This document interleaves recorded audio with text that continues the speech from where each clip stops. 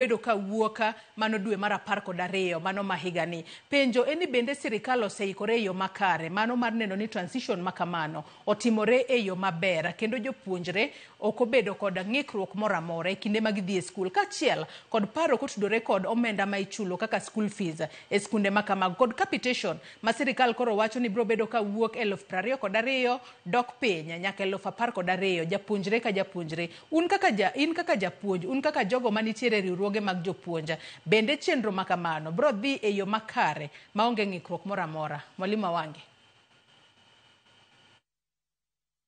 Erokamano Joyce, wan kaka jokupet kata jo unions de en herowa mondo chenro dhi maber. Wan mwasebet kaka unions kwagoyo pressure nikech wabe wane consumers mag somo. Nyithiwa timo syllabus go to nyithiwa dhi e skundegi tipuonjo gi jopuonjgo. Koro wach mar transition magi ne gin policy mek sirikal. To kata kamano waseneno nonro kata mar elimu bora kanyiso ni transition ok osebet ka timbe ka onego timre.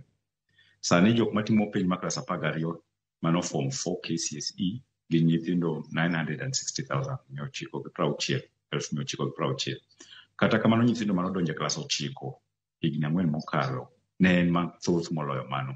Nyiso ni moko no fall by the wayside. Moko mano fall by the wayside gi wakia kuma ne gidhie. We are assuming ni moko no gitedo. We are assuming ni moko be nodonjo e Institute of Technology. The same scenario wanene e klas 9. Nyithindo motimo KJSEA gi nyithindo manotimo KAPSEA. Ne gitimo KAPSEA ka e klas 6 higni 3 mokalo. Sani nye gitieko penj ma KJSEA. Nonro wacho ni nyithindo 10,000 okia kama gintie.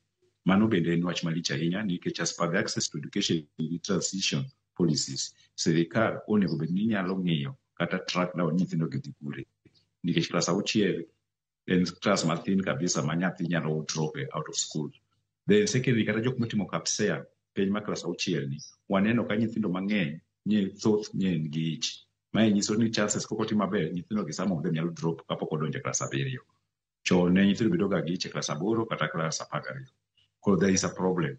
Then waneno ka sirikal biro gi policies gi circulars ma contravene its own policies. Ginyalo biro gi policy achiel to policy moro biro kendo ma contravene its own policy.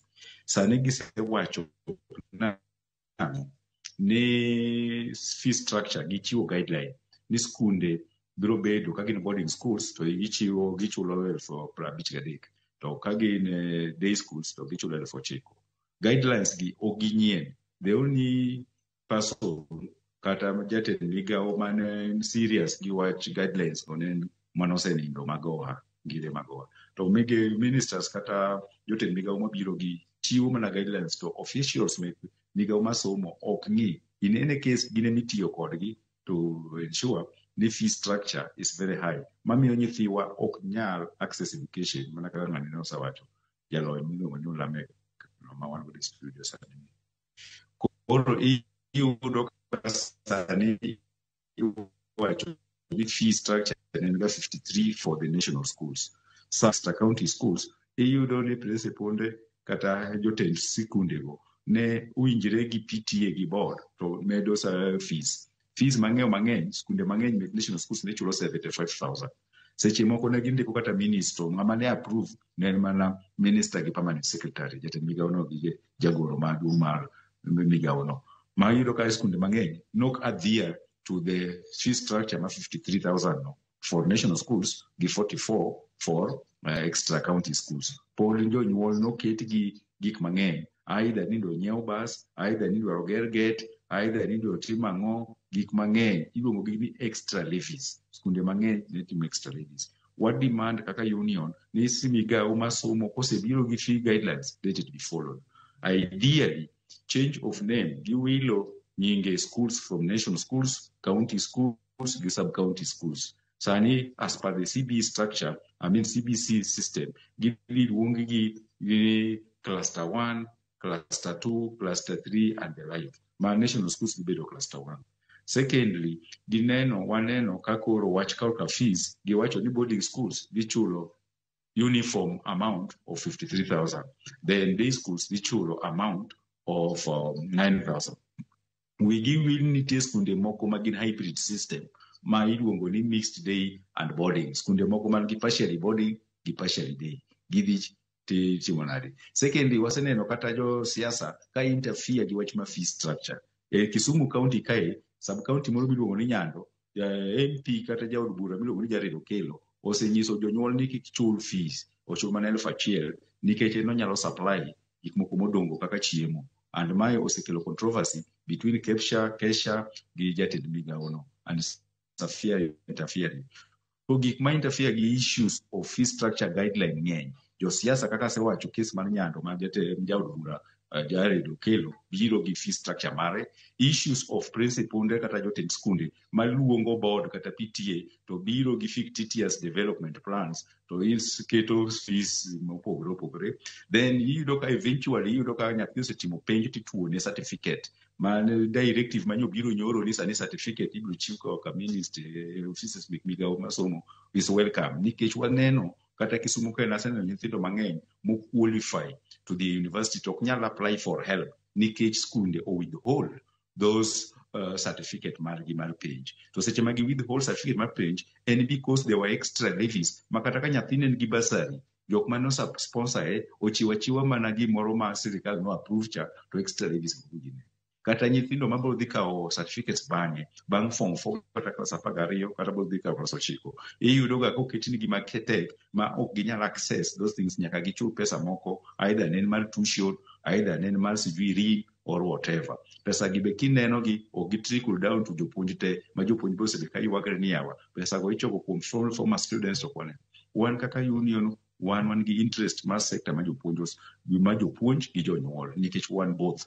Koro kwasewe kwa wuoyo tiwacho ga ni wan ok wang'i ni pek ma jonyuol but wan be wan jonyuol. Wadwaro ni wa rectify mondo ka fee structure obed the same to bed ni obedo followed. To fee structure ma the same ni be biro gi issues nikech skunde ok rom. Ok inyal wacho ni school duto mantie boarding nitie skunde moko ma gin boarding ma struggling to nitie boardings moko mar well established kaka skunde mane national school kaka let's say Alliance giri kata Limuru kata Loreto moko masani kata Kenya High masani koro idhi luongi ni cluster 1. Okangi kawo skunde kaka Kenya High tidwaro gacho ni fee structure mare gi mar Migingo obed the same. There is going to be a challenge kanyo.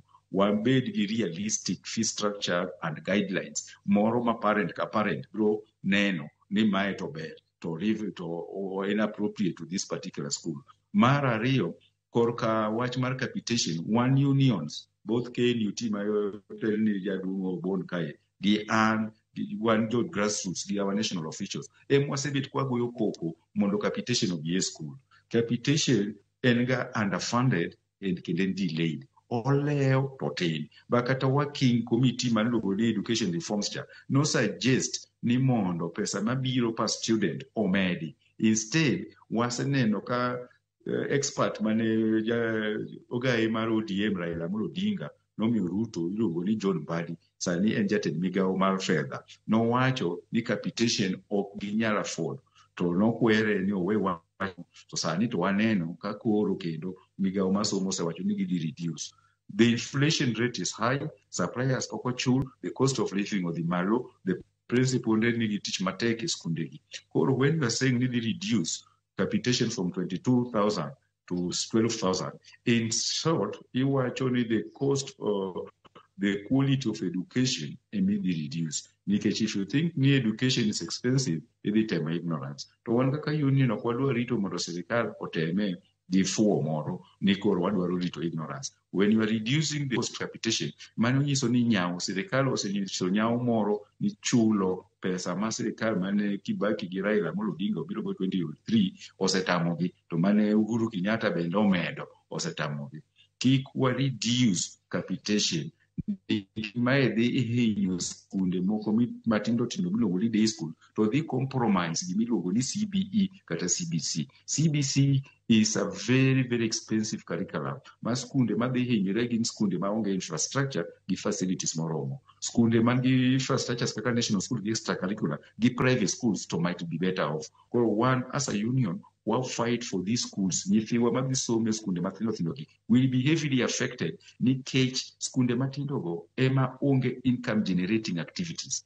A day school is heavily dependent on gik moko ariyo. Pes capitation mabiro e skundno gi pes basari ma MP ema kele e skundno personally. Kosemiyo nyithindo ka nyathi 3,000 at most 5,000. Mago e fees nikech nyithindo gi nyithindo moa e poor communities. Gibed ni gini e town kae ma gia e slums kaka Manyata, Bunga, Nyalenda, kata gin e rural areas e kor rum kocha. Skunde gi koro kokomi proper facilitation, kokomi proper money dhi hire. So we are demanding kaka union ni pes capitation onego bedga the right amount monego bedo increased to obi on time. Nwaneno ka sani skunde moko ne ywak ni kokomi pesa. The main reason en jatend migawo nowacho nang'o? Nitie skunde ma Nyawawa go schools. To nagoyo koko wan kaka union wawacho ni onge go school. Nikech pesa kane gitere is a so-called go schools go. Nitie jok mane dhiga e bank to golo pesa no. Ka ng'ato nyalo dhi e bank to golo pesa no. That is mano ng'at mok en Nyawawa. He's not a ghost person and there is no go schools. Nyoro nye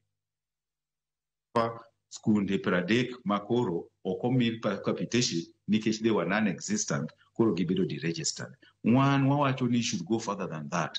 Kuseyudo ni skunde gi were non-existent, manye jok mane kao pesa go mak gi tergi od doho. Mar ariyo, ka yudoro skunde gi kuonde moko nwaneno mana kokete kata signpost, nitie grand corruption mibabi moro mane timre. So seche mwadwaro hinyo janyuol modhier cha, seche mwadwaro hinyo principal gi HOIs e school ni wa reduce capitation. Meanwhile sirikal kao pesa to keto e go school, to ka gise rectify nikech ne gileo e tam mar adek ni, to koro ginyisowa jatend migawo gamba migoso gamba nyisowa ni koro gisefwenyo jok ma skunde ma ghost go kata Nyawawa, to ginyiswa ni skunde gi gin magi.